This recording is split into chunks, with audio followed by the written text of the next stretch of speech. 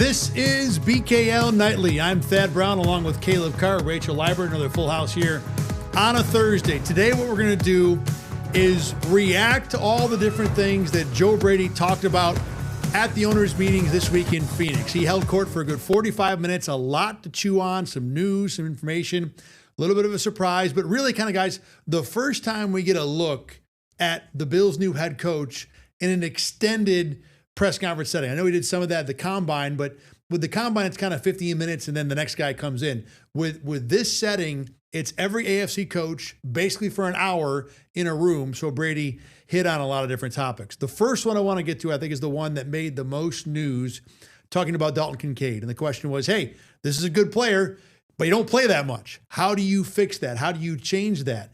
And how comfortable are you with what the plan already is for what the Bills are going to do with Dalton Kincaid going forward? And what Brady said was, look, I can't predict the future. He's definitely a difference maker in the playoffs. We want to have him out there. And this is what Brady said in terms of what that plan is going to be. There's a lot of things that, he's pushing through that you guys might not see. But I think some of it is just learning how to play with certain elements of some movements that it might not feel great. And he's had to push through that. But when he's out there, we're better.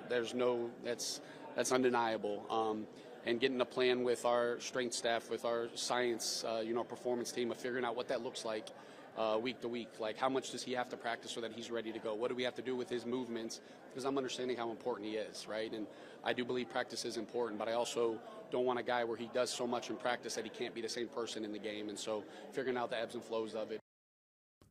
So the key phrase for me there is getting a plan. In other words, Brady is, and you have to kind of really dig into the weeds in the comment to see this, but he does say that there is a plan, that there needs to be a plan, that he has to figure it out. Kincaid does work with it. So Rachel, give me your take first on the revelation that this knee injury is not something the Bills believe is going to apparently go away 100%.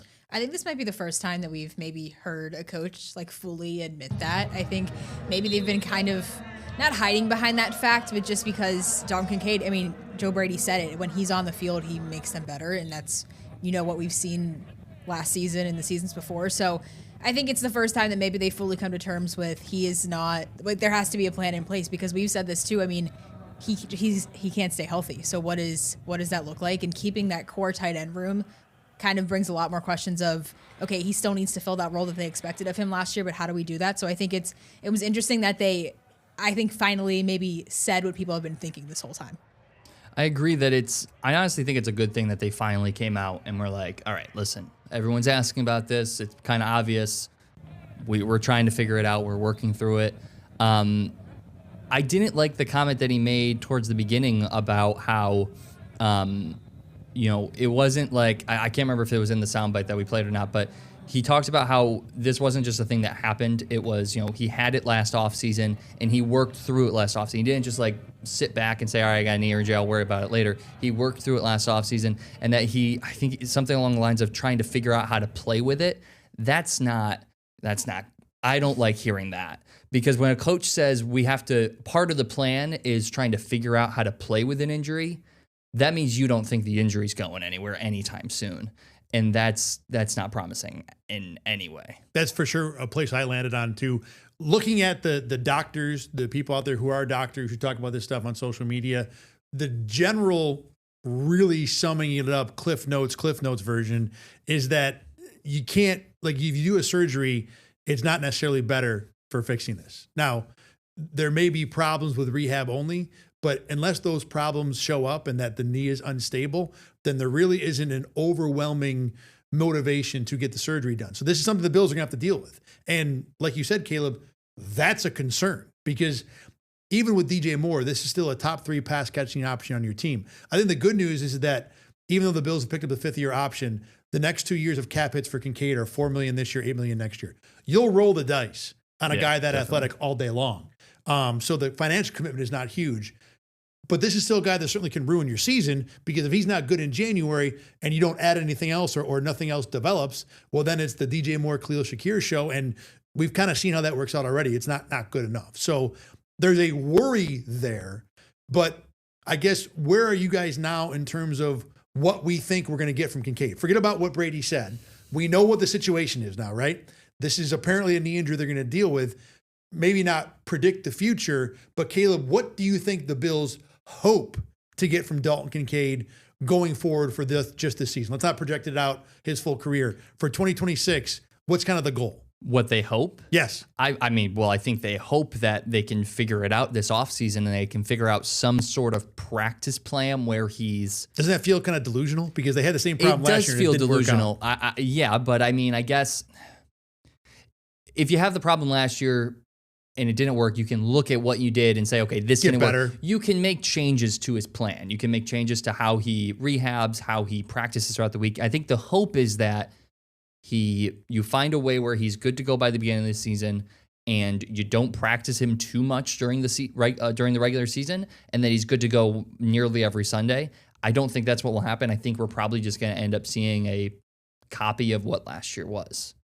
I think reflecting more on this, I kind of like the word delusional because it makes it feel like, all of a sudden we're realizing he's maybe not going to be healthy, and then what do we do? And I think too, thinking on the fact that they brought Dawson Knox back, and they're keeping this core tight end group, it makes me think that they just kind of thought, oh, this is going to work. I mean, he's going to be fine. And now maybe they're realizing, we can't do as much with this injury as we can. So I'm in with Caleb. I think we'll probably see a similar version of last year, but I don't think that's what the Bills should have maybe settled on. And I think keeping Knox there, you could have maybe ventured other options or ventured out for other options. But I think now it's kind of like, well, now this is what we have. I don't think there were many other options. We did talk briefly about Dallas Goedert as an option, and he ended up going back to Philly, so I don't think he was really going to leave the Eagles anyway. To Caleb's point before, though, I do think there is something to be said about we know more how to manage it, so there's a better chance to do it. The delusional part drops in, and at other points in this press conference, Joe Brady constantly mentioned how I'm talking to the sports science guys. Like he's got the answer to everybody's injury problems. And maybe he does, but the idea that this new coach who's never done this job before is going to solve so many injury issues, which are of the 80 things he's got to do already, are probably not in his purview other than setting the schedule.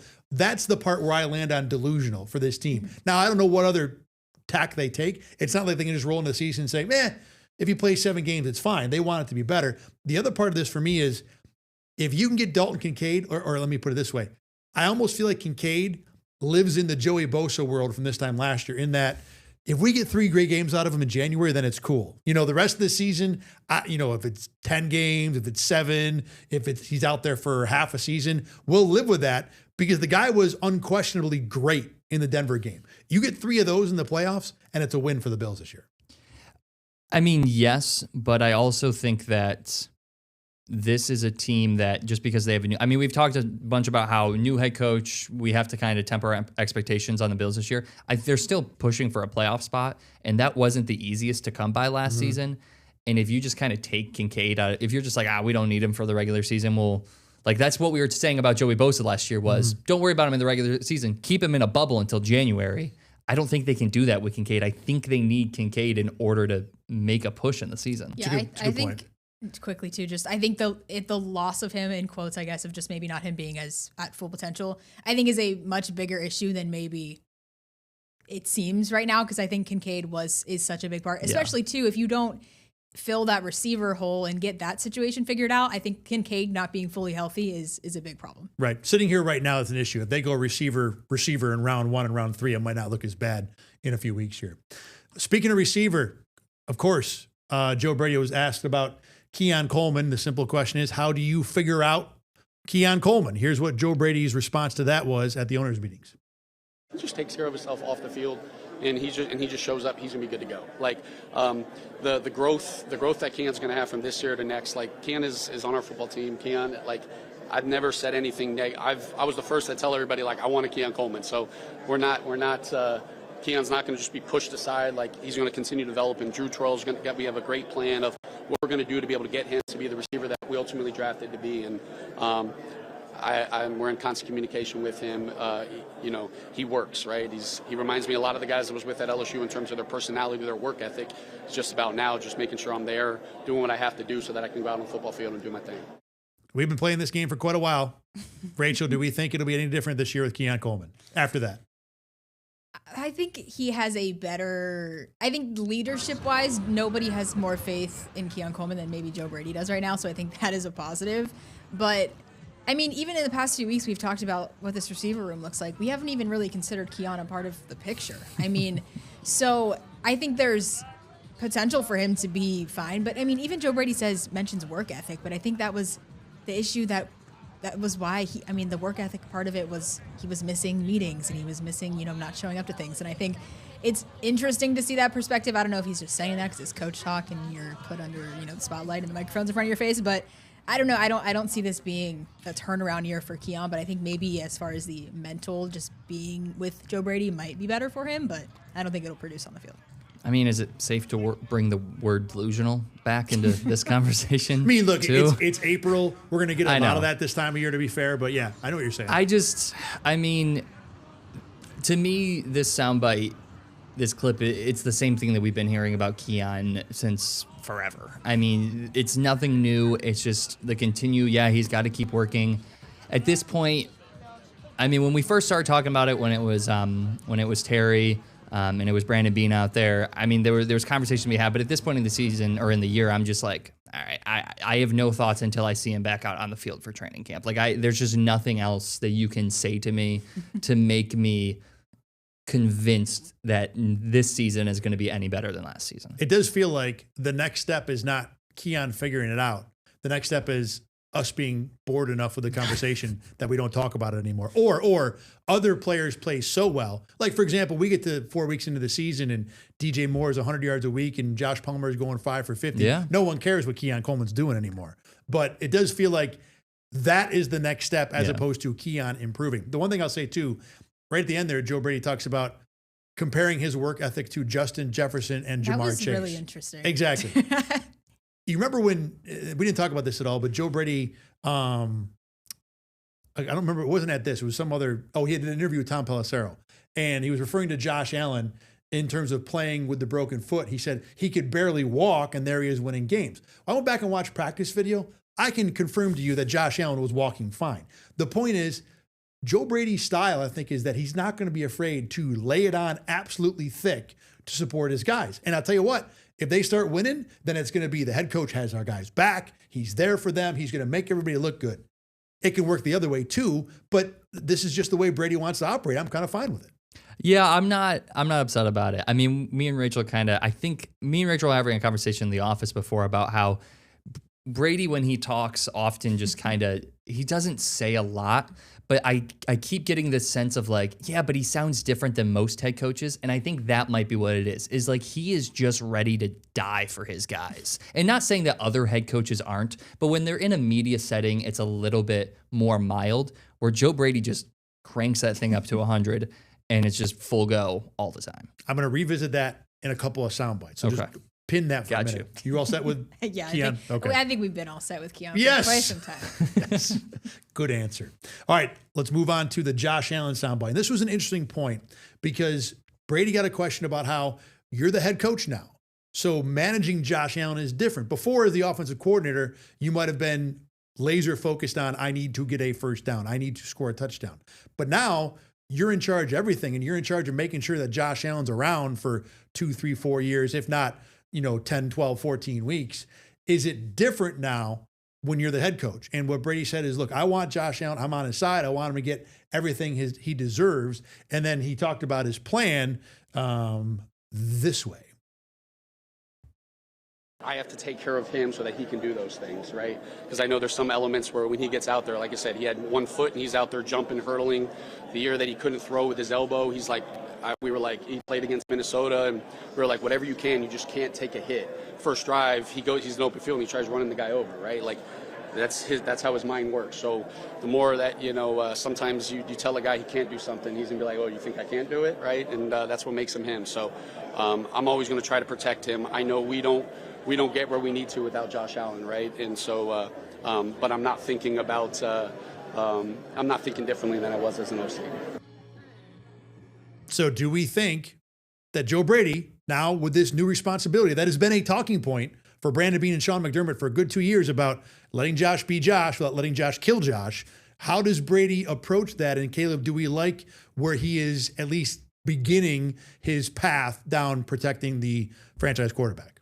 I mean, I think I'm in the boat of people that I don't really think their relationship and their goals together are going to be hugely different. I mean, like, I get that when you're the offensive coordinator, like you said, like, your goal is, okay, this game, like, what do I have to do with Josh Allen for this game? But I think, like, if you're an NFL offensive coordinator, you have to, like, you still have to kind of assume that you're going to be with the team next year. So you don't want to, like, put him in a hole. Like, you don't want to get Josh Allen injured and then not have him for the next season if you're still having that job. So I think Joe Brady's always had that, like, I need to keep Josh Allen healthy. I need to keep him around.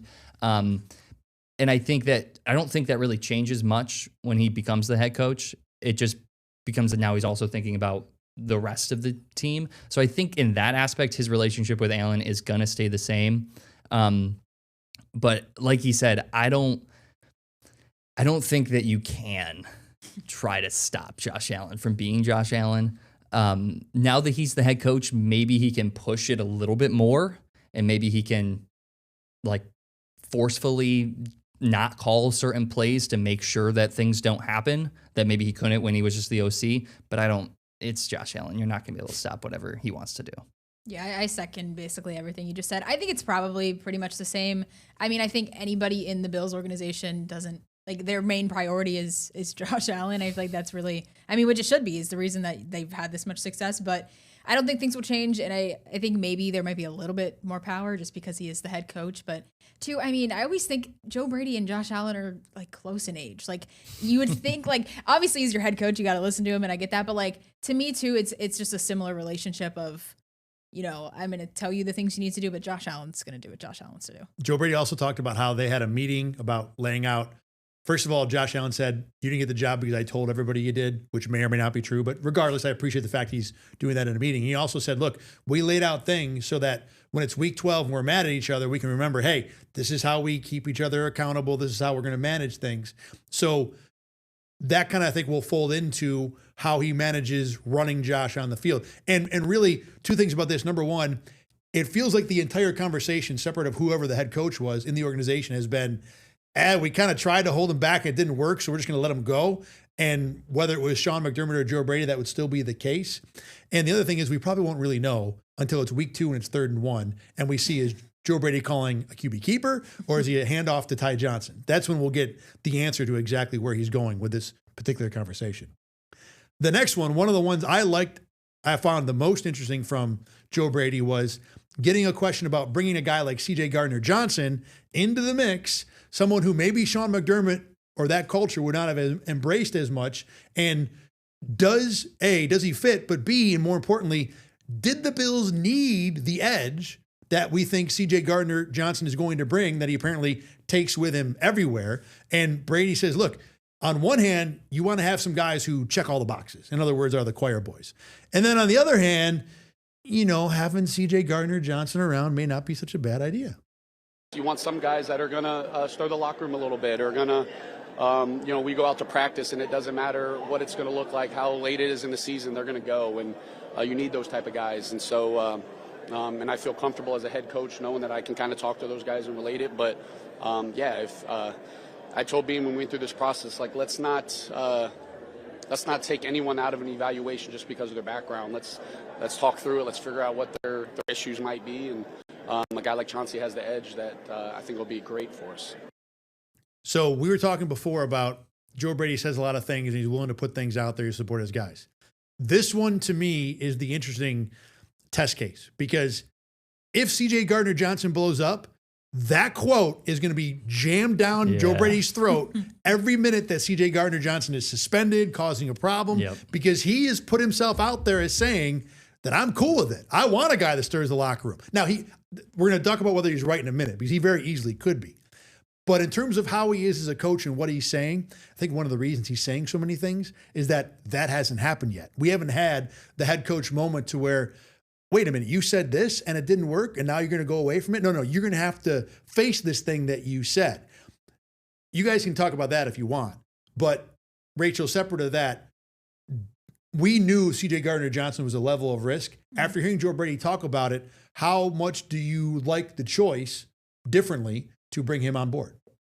I mean, the more I think about it, I think there's, Joe Brady and other, within this decision to bring him in have said, we need a guy that has edge. We need a guy that brings the juice. But like, there is a difference between someone who has the edge and someone who causes problems. And I don't think, yes, he's a guy that is going to, like it says on here, causing a stir. I get that. But also I think it very easily could flip a switch of being an issue, because that's what it has been. He brings the energy, but to what degree? Like, what is the threshold, I guess? So I think it is a very big risk, because just knowing the type of person he is, yes, you want somebody in the locker room that's gonna kind of be that person, but I don't think you need that person necessarily. And Joe Brady said, you need a guy on the team like that. I don't think you do, and if it's been proven to be an issue, I think this is certainly something that I could easily see not working out with this team. Stay with me for a second. You know how strap in, everybody. He hasn't even started. You know how a toddler, if they're doing something they're not supposed to, coloring on the wall, hitting their sibling, whatever, if you tell them to stop doing it, most likely they're going to continue doing it. This is 100% true, by the way. So every parent at home is like just nodding up and down. Yeah. I was a toddler once. I still do that. So me and Caleb might still be toddlers. I still kind of do that. I think it could be a similar thing with Johnson, though, where all these past teams, and listen, I haven't really looked into too much of when he joined the teams, but if all these past teams are saying, hey, we love this edge you bring, but you gotta tone it down a little bit. We gotta bring it down to this level, right? And that's just not really working for him. And then Joe Brady comes around. He's like, nah, I want that. Like, bring it to my locker room. Let's go. Let's do it. That might be positive and kind of help us separate the edge and the problem, if that makes sense, where he just brings the energy, the passion, the fire, but he leaves out the causing problems in the locker room. I think that could be one way that if it's going to be successful, that it could be. Separating the edge from the problem is a great way to put it. And I will say that the more I've thought about this move, the more I've liked it. On our free agent show, I talked about how I thought it was one of the best bargains in all of free agency. Mm-hmm. They're not paying him a ton of money. So if it goes bad, they can hit the eject button at any time, most likely. Obviously, problem in the safety room. You do have Geno Stone back there, but whatever. And I've thought many times during the McDermott era that they needed more guys like this. Or maybe needed is the wrong word, because Rachel's right. I don't know if you do need this, but this can help. And not having access to a guy like this, I wonder if that's been the thing that's kept them from getting over the top. No one really knows why this team has had 1,000 playoff chances and 0 Super Bowl appearances. This is as good a reason as anybody. So giving it a shot and being open about taking the shot, I think is a very reasonable thing for the Bills to do. And on top of that, we've talked about this before, Gardner Johnson himself is older and one would think more mature, so maybe less likely to be a problem. Rachel could still 1,000% be right. And if Rachel is right, then I'm also right about we are 100% going to be, hey, Joe, remember this thing you said in April? How's it going? That's how any media would roll and any situation would go with that with a head coach. Joe Brady was also asked a question. I assume this was from a Patriots media source, kind of like about the budding rivalry. You know, the Patriots are the team now, went to the Super Bowl, et cetera, et cetera. And Brady said when it came to paying attention to the Super Bowl and all that stuff, he said, I hope my players didn't care who was in the game, but they do understand that they were the team. They were the one that won the division. And then he said, I don't watch the Super Bowl. And the reporter was like, you don't? It's the game, right? And here's what Brady said about why the Super Bowl is not on his viewing itinerary any year. I'm pissed off. Like, I'll watch the Super Bowl when I'm a part of it. And, I go back and I watch the game and I understand all. I'm not like that game never happened. But, look, it goes back to when I was in New Orleans. I was part of the Minneapolis Miracle. Thanks, Steph. I was a part of, the pass interference against the Rams. Thanks, Chrome. And, so some of those games after that, I was like, look, man, we put so much into this profession. And I want, when I get to be a part of that game, I'll watch it when I get to be a part of it. So what do we think? What do we think, Rachel? The head coach doesn't watch the Super Bowl. To me, that sounds a little off, right? Yeah, my initial reaction was, that's kind of weird. Like, I feel like that's like, I don't know. But then his explanation makes me, I think that my takeaway from this is if you've doubted Joe Brady's just like desire to win and the qualities he has. I think that right there, the fact that he doesn't watch the Super Bowl until he says he's in it will be when he watches the Super Bowl, I think maybe proves that this is a guy who really, I mean, yes, everybody wants to win, but just really has this vision for what he wants his career, this team to be. And I mean, I still think it might be a little bit weird, but I mean, if it works, if it motivates you, then you do what you want to do. I personally love it. Not because he doesn't watch because let's be honest, although he maybe didn't sit down the night of the Super Bowl and watch it, he went back and he watched film. He did say that. He looked at film, right? And I'm sure he uses that as a resource for sure. Yeah. I'm sure he's not the only head coach in the NFL who doesn't sit down and watch the Super Bowl, who goes back. I'm sure there are other ones out there. But what I love is that those I'm not that sure.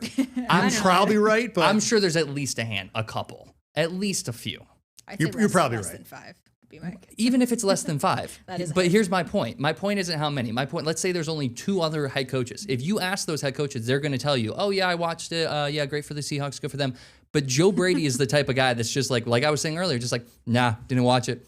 I'll watch it when I'm in it. Like, I don't want to watch it. It makes me mad. He used the word pissed off. And that's what I like about Brady. I don't care if he watches the Super Bowl or not. I just like that he's willing to go out there and say, this is why I'm doing what I'm doing. And again, I'll go back to the point when you've never lost a game as a head coach, you can say what you want and get away with stuff. Yeah, that's a good point. However, the thing I say about this too, football head coaches are a unique breed. You have to be willing to work ridiculous hours, sleep at your office for 4 months at a time. You are under the most intense scrutiny probably of any sporting event, save for an English Premier League soccer manager. You have a number, dozens, maybe hundreds of people who depending on you for their jobs, millions of fans who depend on you to create a champion. You can't be a normal person and be doing that job. I always think that coaches and NFL players too have let me back up a little bit. We all have X amount of everything. You might be a 5 out of 10 in smarts, a 7 out of 10 in strength, something like that. Football players and football coaches are an 11 out of 10 in determination, work ethic. To be an 11 out of 10 in that means you got to be a 2 out of 10 somewhere else. Doesn't mean it's bad. It's just you can't have a lot of everything. So I say all that to say, I've always thought that football coaches have to be a little bit off. And if Joe Brady is a little bit off with the way he approaches the Super Bowl, you know what that tells me? He's built to be a football coach. You know? Yeah, that's. I feel like everything he's said up until this point, just really is establishing this new tone of I'm a football coach and I'm here to win. I like exactly what Caleb said. It's just, and I'm kind of more sold on it. Maybe it's not as weird as I thought. I mean, it's still weird. Okay, it's weird. But it's weird. But weird. It makes sense. Weird is where coaches need to live, though, because you have to be weird to do this job. It seems cool because we sit there and watch the guy. The only thing that fans interact with is did you call a runner or pass and did you challenge that call? It's not about I have to do media 5 times a week. I have to do all these meetings. I'm in charge of when the meetings happen, how long they are. Apparently, I'm now in charge of whether or not the guys get hurt. I have to call the offense. I have to run the offense. I have to build the offense. I have to make sure. I mean, when you really think about the day-to-day of being an NFL head coach, that's the last job I would want in sports. So I don't think it's crazy that this guy the Bills have is also the same guy that wears shorts and a T-shirt when it's 5 degrees out at a football game. Now, if he wears that on the sideline during the game, then we might have some issues. Why? But during the for the if full he's wearing 3 hours, shorts and T-shirt during the game for the full 3 hours of the game. Oh, okay. I get why you're saying it. I get why you're saying it because he's not going to be able to coach the next week. Exactly. I get what you're saying. Well, not only that, but even if you are in shorts and a T-shirt, I don't care how tough you want to be for 3 hours. Don't tell me that in the fourth quarter he is focused on the game when every part of his body is shivering like crazy. I get what you're saying. So that I have a problem with. If it's not going to happen, though. No. But walking to the game with shirts and T-shirt and shorts, love it. When I'm standing there and I'm cold also, I think it's weird, but I totally respect it and get it. All right, that was fun. That was actually more fun than I thought it would be. We do have a couple other sound bites. Maybe we'll do that on Monday. But we are out of time for today. So thanks as always, everybody, for watching. Remember, you can check this show out every single time over on YouTube and on Spotify. Have a great weekend. We are getting close to the draft. A lot more draft content coming for you down the pike really soon. For Caleb Carr and Rachel Liebert, I'm Thad Brown. Thanks again for watching, and we will see you again on Monday.